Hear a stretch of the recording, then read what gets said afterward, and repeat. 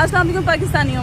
جیسا کہ آج خان صاحب نے جلسے کی کال دی تھی لیکن جلسہ نہیں ہو سکا کیونکہ اسلام آباد کو سیل کر دیا گیا. تمام جگہوں سے جتنے انٹری راستے تھے سب بند کر دیے گئے, چاہے وہ رواد سائڈ ہو, چاہے وہ فیض آباد ہو, چاہے وہ کھنہ پل ہو, چاہے وہ اسلام آباد کے جتنے بھی راستے ہوں, چاہے وہ B17 سے بھی راستہ کھولتا ہو, جہاں سے بھی ترنول سائڈ پہ جو راستہ آتا تھا وہ اس کو سیل کر دیا گیا.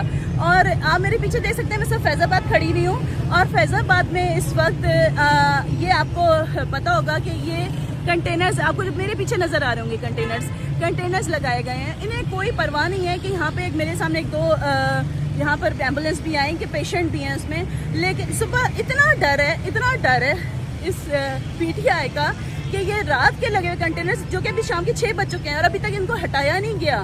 خان صاحب نے کہا تھا نا میں ان کو رلاؤں گا, تو اس بدبودار نظام کو خان صاحب رلا بھی رہے ہیں. روڈ پہ نظام روتا ہوا نظر آ رہا ہے اور اس نظام کو خان صاحب نے ایسا گھسیٹا ہے, ایسا رلایا ہے.